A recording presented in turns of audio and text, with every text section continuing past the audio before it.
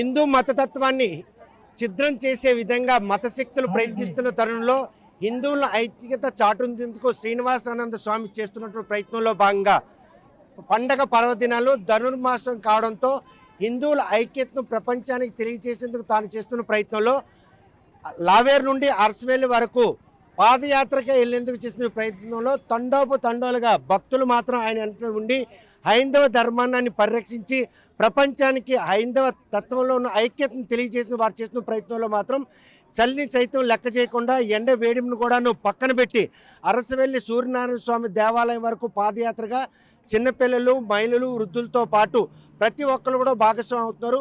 ప్రస్తుతం ఆయన ఈ ప్రయత్నంలో హైందవ తత్వాన్ని అంటే ఐక్యతను చాటేందుకు ఏ విధంగా దోహదపడుతుంది ఈ పాదయాత్ర అనే విషయం ఆయన అడిగి తెలుసుకుందాం. చూస్తే కనుక హైందవులను విచ్ఛిన్నం చేసేందుకు ఒక కుట్ర జరుగుతున్న ఈ నేపథ్యంలో మీరు ఇక్కడి నుంచి అరసవేలి వరకు చేసినటువంటి ఈ పాదయాత్రలో హిందూ మతాన్ని పరిరక్షించేందుకు ఎటువంటి అంశం దోహదపడుతుందని భావిస్తారు? చాలా సంతోషం అండి. ఎందుకంటే ప్రపంచ శాంతిని కోరేటటువంటి ధర్మం మనది.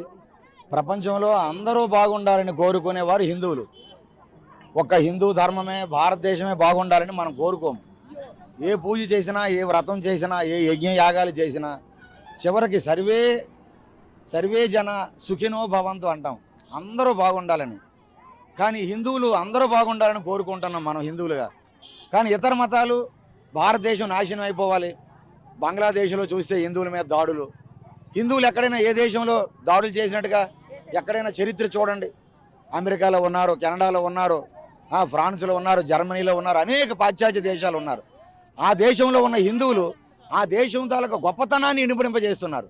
ఆ దేశం తాలూకా ఆ చట్టాలు గౌరవిస్తున్నారు. ఆ దేశంలో ఉండేటువంటి ఆచారాలని, ఆ దేశంలో ఉండే మతాలని గౌరవిస్తున్నారు. ప్రపంచంలో ఉన్న తెలుగువారు అందరూ కూడాను హిందూ మతాన్ని ఇంతగా పరిరక్షిస్తున్న ఆంధ్రప్రదేశ్లో ప్రత్యక్షంగా ఏదైతే హిందూ విగ్రహాలకి యేసుకీసు టోపీలు పెట్టడం, అదేవిధంగా ఆలయాల దోష ఈ ప్రక్రియ అంతా కూడాను రాష్ట్ర ప్రభుత్వం పర్యవేక్షణ లోపమే హిందువుల పాలిట శాపంగా మారిందనుకోవచ్చా?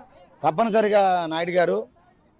మరి ఆ పవిత్రమైనటువంటి అన్నమాచార్యులు, తాళ్ళపాక అన్నమాచార్యులు సంకీర్తన సామ్రాట్ ఆయన.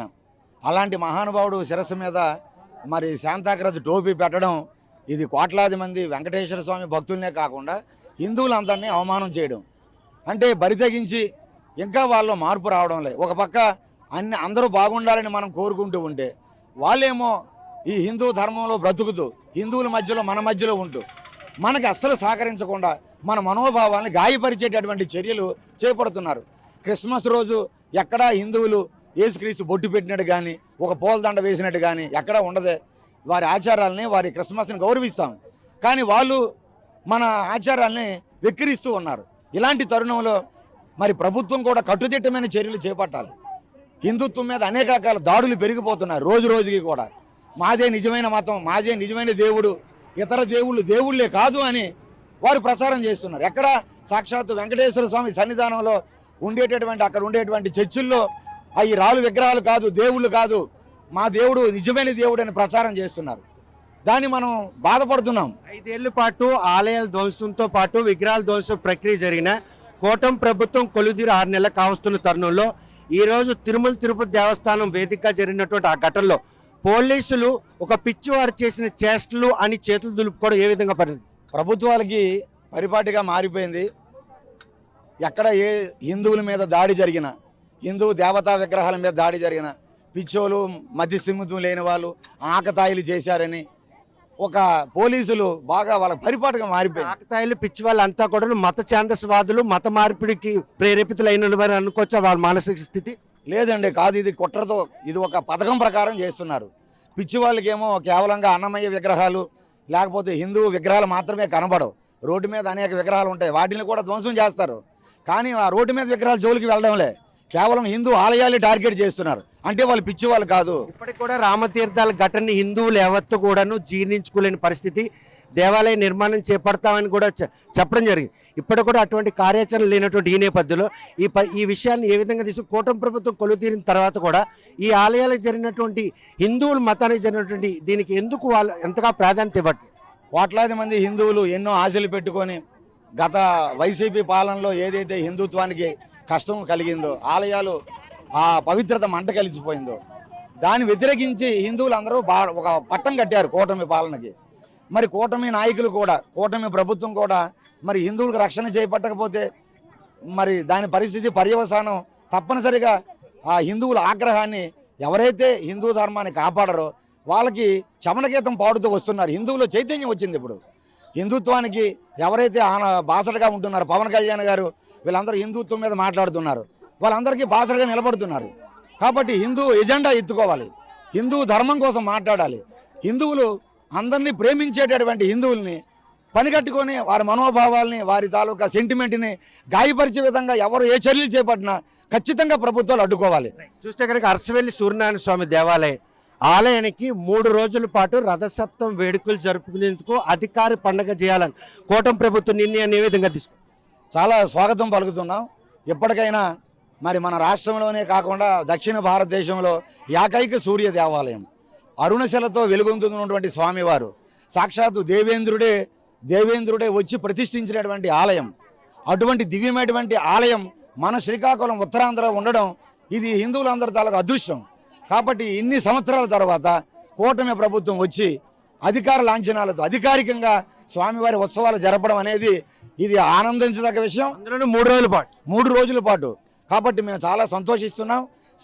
శ్రీకాకుళానికి ఇంతటి వైభవాన్ని ఇచ్చినటువంటి కూటమి ప్రభుత్వానికి మేము చాలా ఆశీస్సులు, అభినందనలు అందిస్తున్నాం. ఇందులో ఇంకొక బెలికి కూడా పెట్టారు కూటమి ప్రభుత్వం. ఏదైతే విశాఖ శారదాపీఠం నుంచి గత 10 ఏళ్లుగా పట్టు వస్త్రాలతో పాటు కైంకర్య సేవ కార్యక్రమానికి కూడా వాళ్ళకి ముందు ఈసారి వాళ్ళు ఎవరిని కూడా ఆలయ ప్రాంగణం రావద్దని మంత్రి తేల్చి చెప్పారు. ఆ పరిణామాన్ని ఏ విధంగా తీసుకోవచ్చు? హిందువులను ఐక్యత ఉండాలని, ఐక్యత చాటుకునే విధంగా మనం చూపాలనేటువంటి ప్రయత్నంలో ఈ విషయాన్ని ఏ విధంగా మంచిదండి. ఎందుకంటే కాషాయ ముసుగు వేసుకొని ఆశ్రమాల పేరు చెప్పి భూములు కొట్టేయడం, లేకపోతే విలువైనటువంటి కొండలు ఆక్రమించేయడం, ఇది ఎవరైనా తప్పే. అది కాషాయం కట్టిన వాళ్ళే కాదు, ఎవరికైనా కాషాయం కట్టున వాళ్ళు చేసి ఇంకా తప్పది. ఒక ఆశ్రమానికి మీరు పేరు చెప్పి, ఒక వేద పాఠశాలని పేరు చెప్పి రియల్ ఎస్టేట్ వ్యాపారం వెనక్కి చేసుకుంటామంటే దాన్ని సమర్థించాలా? కాషాయం కట్టుకుంటే స్వామీజీలు వదిలేయాలా? అంటే స్వామీజీలు ఏం తప్పు చేసినా కాషాయం కట్టుకున్న వాళ్ళు పర్వాలేదా? ఏం దేవుళ్ళ స్వామీజీలు అతీతులా, దైవం గడ్డ? కాబట్టి చట్టం ఎవరి చుట్టం కాదండి. తప్పనిసరిగా ఆశ్రమాల పేరు చెప్పి, కాషాయం పేరు చెప్పి ఇలాంటి అకృత్యాలు చేస్తే ఖచ్చితంగా వారి మీద కఠినమైన చర్యలు చేపట్టాలి. కూటమి పాలన ప్రభుత్వం ఆ భూములని వెనక్కి తీసుకున్నారు.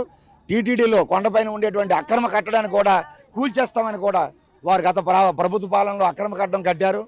దాన్ని కూడా కూల్చేస్తామని కూడా టీటీడీ ధర్మకర్తల మండలి తీర్మానం చేసింది. దాన్ని మేము స్వాగతం పలుకుతున్నాం. కాబట్టి భవిష్యత్తులో కాషాయం వేసుకున్న స్వామీజీలు ధర్మం కోసం ఉండాలి తప్ప ఏ ప్రభుత్వం తప్పు చేసినా అది ఎవరు కానివ్వండి, రేపు కూటమి ప్రభుత్వం తప్పు చేసింది అనుకోండి, దాన్ని కూడా నిలదీయాల్సిన అవసరం కాషాయం మీద ఉంది. అంతేగాని కాషాయం అమ్ముడుపోకూడదు. మంచి చేస్తే మంచిని చెప్పాలి, తప్పు చేస్తే ఈ ప్రభుత్వం తప్పు చేస్తుంది, హిందువులు అలా కళ్ళు తెరవండి అని హిందువులు చైతన్యం చేయాలి. అంతేగాని వారికి మడుగులెత్తే విధంగా కాషాయం వారికి సాష్టాంగ ప్రణామాలు చేసేయడం అనేది చాలా తప్పిది.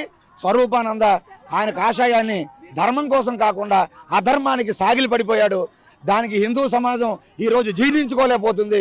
తప్పనిసరిగా అటువంటి వ్యక్తుల మీద కఠినమైన చర్యలు చేపట్టాలి.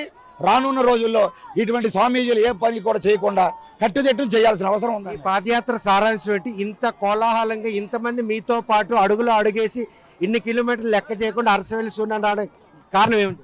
హిందువుల్లో చైతన్యం ఇప్పుడిప్పుడే వస్తుంది. నాయుడు గారు నడిపించే వాళ్ళు లేరు. నడిపించే వాళ్ళు కానీ హిందువులు నిజంగా నిష్కల్మషమైన మనసుతో, అంటే ఎటువంటి స్వార్థం లేకుండా, సమాజం నుండి ఏమీ ఆశించకుండా స్వామీజీలు ముందుకు నడిపించగలిగితే హిందూ సమాజం నడవడానికి సిద్ధంగా ఉంది. ఈ ధనుర్మాసం పవిత్రమైన నెలలు, అందులో ఆదివారం సూర్యనారాయణ స్వామికి ఇష్టమైనటువంటి రోజు.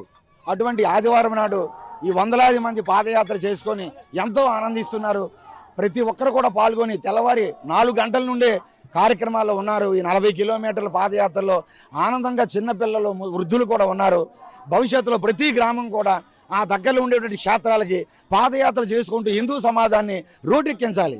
హిందూ సమాజం రోడ్డు ఎక్కడంలే, ఇళ్లలో ఉండిపోతున్నారు, ఆలయాల్లో ఉండిపోతున్నారు.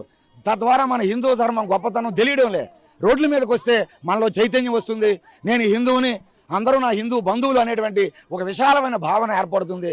ఆ విధంగా మనం ముందుకు వెళితే రానున్న రోజుల్లో ఏదైతే ప్రపంచానికి గురిస్థానంగా ఈ సనాతన హిందూ ధర్మం నిలబడిందో అలాంటి రోజులు వస్తాయి.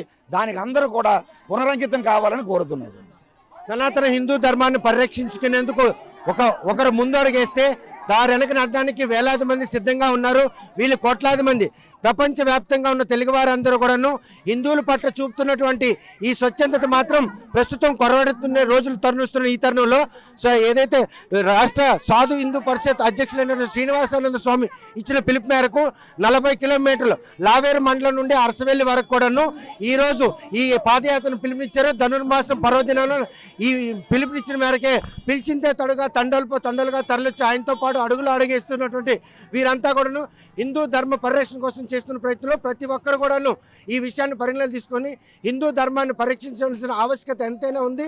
అప్పుడే తాను చేస్తున్న పాదయాత్రకు ఒక గుర్తింపు వస్తుందని చెప్పి శ్రీనివాసరావు హర్షం వ్యక్తం చేస్తున్నారు. వీడియో జర్నలిస్ట్ రామకృష్ణతో సత్యం, RTV శ్రీకాకుళం. మరిన్ని వీడియోస్ కోసం ఛానల్ ని సబ్స్క్రైబ్ చేయండి. లేటెస్ట్ అప్డేట్స్ కోసం వాట్సాప్ ఛానల్ ని ఫాలో అవ్వండి. ఆ లింక్ డిస్క్రిప్షన్ లో ఉంది.